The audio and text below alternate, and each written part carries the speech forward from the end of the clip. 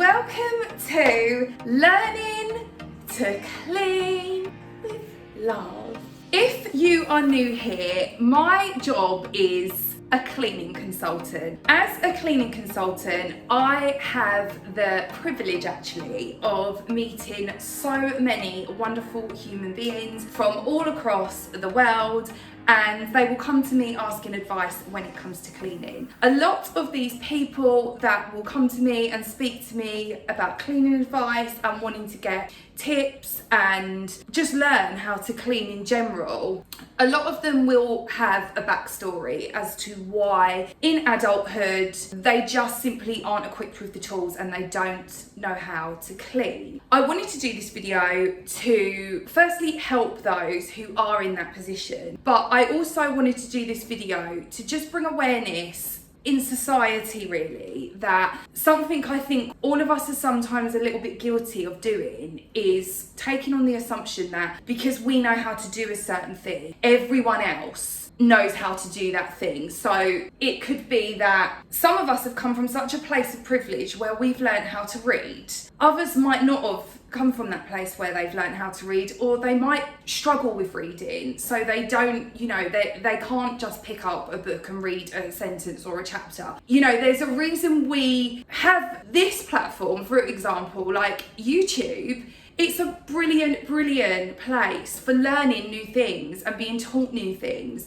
I believe that all of us are capable of learning something new with the time and the advice and the help being given. This is kind of why the Hayley's Help channel was born. It's supposed to be a place where, as a community, we're all here for the same reasons, to help and support one another. So let's get into the video. Please make sure if you are new here, you hit the subscribe button. There are lots of different videos winging its way to the channel, so I'm sure there is something here for everyone.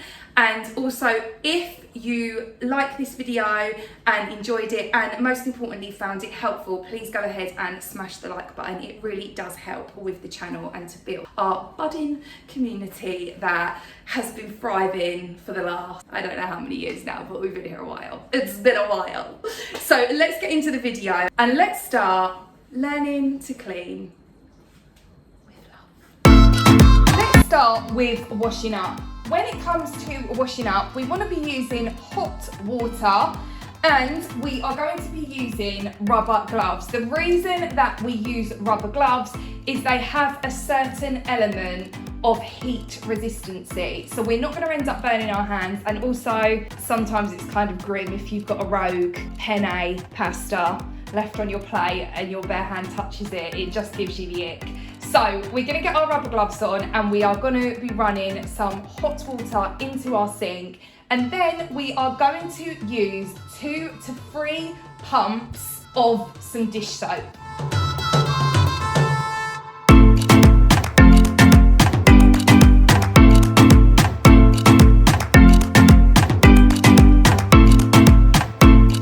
Now, before we begin washing up, I do actually have a dishwasher, and then obviously I have my sink. I did have a drying rack, but I don't often use that because I mainly just stick with my dishwasher, and what I find is it's just clean smarter, not harder. I find it's just a lot easier to place the stuff on here now that I do wash up, because they're just little bits and bobs. If you are washing up, what I like to advise you do first is, whether you've got a dish drainer or you're just using this section of your sink, the hot water and this dish soap that you've just placed within your sink, just give this area a wipe down. The reason that I like to do this is we don't want our freshly cleaned glasses, for example, being placed on here or your drainer, and that is covered in bacteria because it's not been cleaned in a long while, or it's got kind of a bit grimy from where it's not been washed in so long. So just give it a quick wipe down. It's absolutely fine to just use the water that you've already ran within your sink, and just give it a good wipe over. If you've got a drainer, you can place that in the sink itself and give it a wash down as well. Okay, now we're going to place all our items within the sink. So for me, this is kind of glassware mainly that I've got, and then one rogue knife. And depending how heavily soiled your items are, you might want to leave these soaking for maybe 10-15 minutes. The hot water and the dish soap that you have placed within the sink is going to get to work on loosening up any of the grease and grime that is baked into your plates or your cookware. So leave it soaking for 5 to 10 minutes and make yourself a cup of tea, or have a little drink, or go and do some laundry, or whatever else it is you might want to do, and then you can come back to it, and then it will be a lot easier to wash up. It just takes much longer if it hasn't had that little soak. These though we're going to go straight into because they're not greasy or grimy. And what you want to do is just make sure you're cleaning the entirety of the item. So make sure you get right into the bottom. If you're finding that you've got a tricky item that you can't reach, get yourself a brush like this, and then that can quite easily get to the bottom. You can get these brushes in all different shapes, sizes, so there's loads of different things that you can use. And then what you're going to do is just turn the tap on and rinse them before you go ahead and put them on the side, just to get all the soap suds off.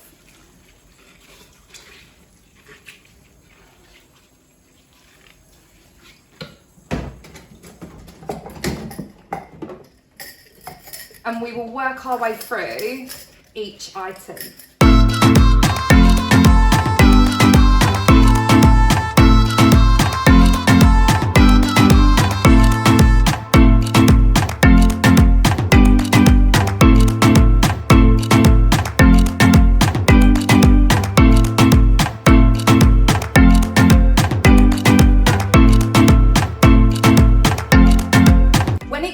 Bottles like this, if you find that they're getting really soapy inside and you keep trying to rinse them and the soap keeps going up, switch out the water for really cold water.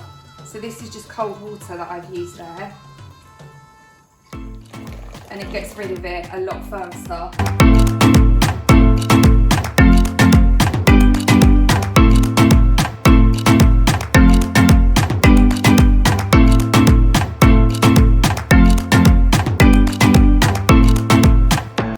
Okay, so now we've got rid of the bubbles with the cold water, we can then press onto the area that we have washed up. So I like to, at this point, leave the glasses and the cups to air dry. It's just something that I like to do rather than putting a tea towel over them. However, if you do want to dry them off with a tea towel, make sure that you are always getting a new clean one. Make sure that it's clean and it's not one that's been sitting in your kitchen for a while, because what you don't want is someone to have, let's say, dried their hands on the tea towel and there be bacteria, or someone might have been a bit poorly, and then what you're going to be doing is transferring that to your plates, your cups, whatever it is you're drying up. This is why I prefer to allow things to just air dry, and you can go off. You don't need to leave them there for hours and hours, but you can go off and do other things around your home, and then you can come back to doing them. But it's completely your choice here. If you want to dry them with a tea towel, please do. If you'd rather let them air dry, that is also fine. Just remember that they are there. Don't leave them there for hours and hours and hours, just until they're dry, and then you can go ahead and put them away in your cupboards. Let's now move on to washing our clothes. So what you want to do when it comes to washing your clothes is, I will link a previous video I've done so you know about zips, buttons, etc. But we want to stick to a colour scheme. So if you've got lots of dark washing, keep them all together. Always separate whites. If you've got colours, keep those together. You get my drift. We want to make sure that we're not mixing all the different colours, because what can then happen is it can run onto our other clothes and then it's a hot mess and we will be so sad that our clothes are ruined. Something that I like to do in my house, because I live in a hard water area, is I use these. This is soda crystals and they're just in a candle jar. They don't look like this. They're about 80 pence to purchase these in a bag. And what I do is, with this scoop here, I will put 2 to 3 scoopfuls in my drum. Now, here's why soda crystals are so good. Firstly, they're very good at eliminating bad odours. So my washing machine never, ever, ever, ever, ever smells bad. They are also really very good at tackling limescale build-up. So this is going to be really beneficial to your washing machine to use soda crystals. It's not harmful to your washing. It's not harmful to your washing machine. It's perfectly safe to use. And like I said, you just need 3 scoopfuls. You can put it in your drum, or you can also put it in the powder drawer, which I'm going to go through the drawers with you in a second. I like to use these pods. These are the fairy ones that I'm using at the moment. They are very good. And you're going to throw the pod in before you put your washing in. So just pop that in there with the soda crystals. The washing that I am doing today is mostly colours. This is what I have. Place them in your machine and then we're going to switch it on for a coloured wash. So I'll show you what it looks like on my machine. It will look different on all of our machines because we've probably all got different machines, but I'll show you for reference my machine and the colour cycle that it will go on. Let me just quickly talk you guys through the drawer. Most of our washing machines will have a 1, a 2, or a line that's a 1 and then 2 lines for 2. So 1 is for your liquid detergent, so you could put liquid detergents in here. You then have your second one, this will be for softener, and then you've got your main compartment. Your main compartment will usually be where powders go, for example. Like I already explained, you can put your soda crystals in there as well if you so wish. They're what the different compartments are. So liquid, softener, powder. There's a button here, and as you can see, it will come up colours. It just kind of looks like a stripy top. So if you've got this particular machine, it's the one that looks like a stripy t-shirt. And then once that setting is on, I literally just need to click the play button and it will begin the cycle. All machines are different. I've got a setting on my machine where I can do the fresh care, which it basically locks the machine so that it prevents it from stinking and going bad, and it swirls it around every so often just to keep it fresh. But where I'm generally living the life of Hayley homemaker, I'm at home anyway, so I don't often use these different functions on my machine. But just learn your manual on your washing machine. So have a look through it and get to know what it does.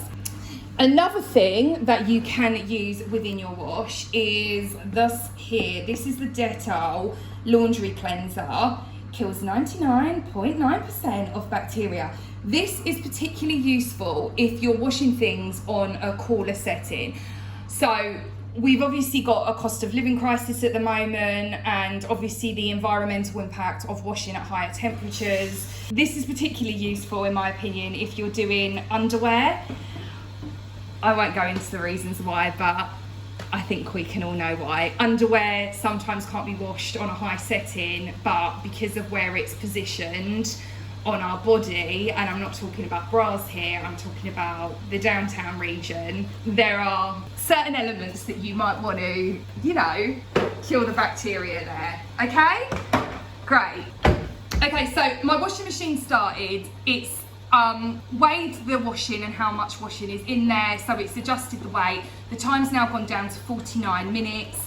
This will be done in 49 minutes time, and I can take it out and begin the drying process. When it comes to our work surfaces, I always encourage people to do the C before D method. This means we clean first, we disinfect afterwards.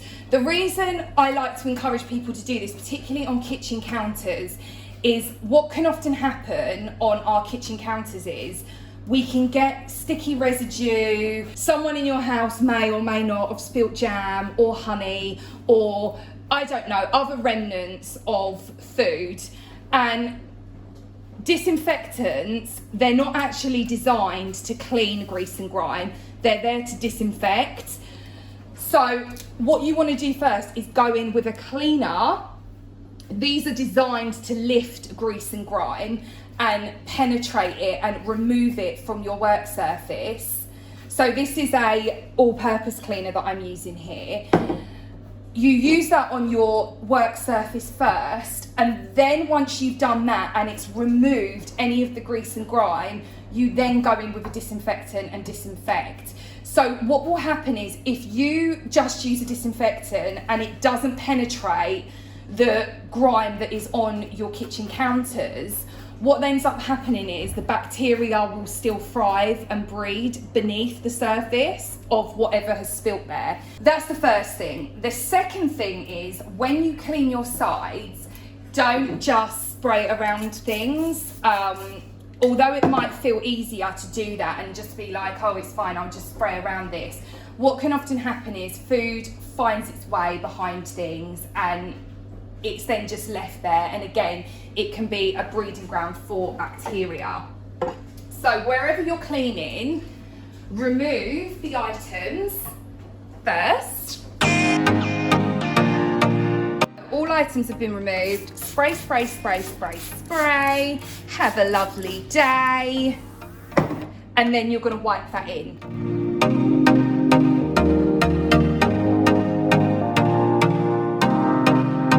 Also, another thing to remember is if you have the back sections here, wipe those down as well. And you can also, at the same time, do your plug sockets too. Just make sure you're not spraying directly onto them. Always spray onto the cloth if you're doing your plug sockets, and then wipe them over and make sure that your cloth is never saturated. My choice of disinfectant today is the Sephora Winter Spice because seasonal, isn't it? And that's already in my clean spray bottle. When using Sephora, if you mix up a spray bottle like this, you just need a capful in there, fill it up, make sure you then use it within 2 weeks. If you've not used the whole bottle within 2 weeks, then get rid of it, empty it and start afresh.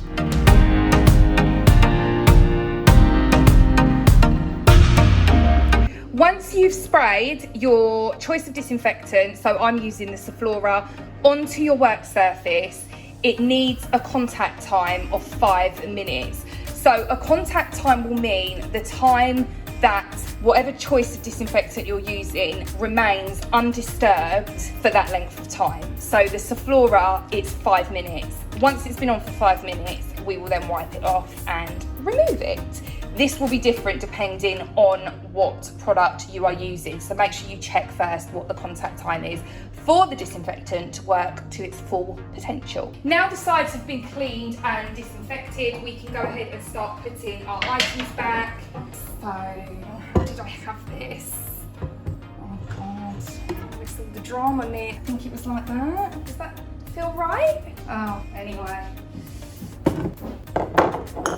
So these items that I'm putting back now, I will regularly clean these. So if it's something that you don't regularly clean, give them a wipe over now at this stage, and it will be exactly the same process, C before D. Any chopping boards and stuff, I would choose to wash those in the sink rather than doing the C before D method. It just makes more sense. Put them in some soapy water, give them a clean and let them then air dry. Let's now tackle the kitchen sink. The kitchen sink is actually somewhere that harbours more bacteria than our toilet seats. I know, it's a grim fall, but don't worry, it's really, really easy to clean. It's exactly the same process as what we've used on our work surfaces. So with the sink, we're going to do the C before D method. Once again, clean first, disinfect afterwards. I'm just going to, for ease, use the same products that I've used on the side, but you can pick whatever you're comfortable with using. And spray the sink, including the tap area, with your multi-surface cleaner. Then you're going to go ahead and wipe all around the sink.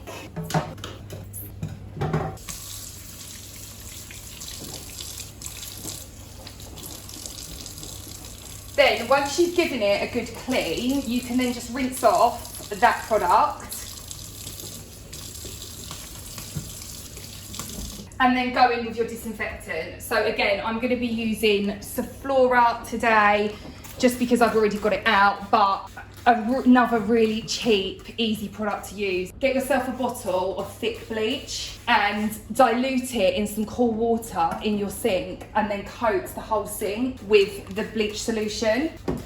Okay, so let's now leave that for a contact time of 5 minutes. Then we will come back and we will dry off the sink. The reason I advise drying off the sink is because when water sits here, you can get those horrible limescale build-ups. When you get a limescale build-up, dirt clings to it a lot more easier than if it's kind of like a clean, slippery surface.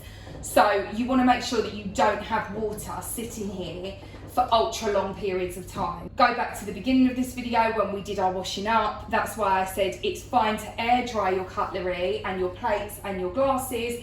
Don't leave them there for a huge amount of time though, for that exact reason as well, because you will get limescale build-up on your sink. Let's get a clean cloth out now and we can begin drying the sink off. How cute are these cloths, by the way? I picked these up in, I've got this one, they're all different colours, so this was the one that I was using on the work surfaces, and this is the one I'm going to use on the sink. And they're so darling, they were from Primark, and I paid something like, I think they were like £2.50, which I thought was a delight. So when it comes to disinfecting your sink, make sure that you pay attention as well to high touch areas. So things like the handle, this will be a high touch area. So people will naturally, in your home, be touching this with their hands to, I don't know, fill the kettle up or to pour themselves a glass of water.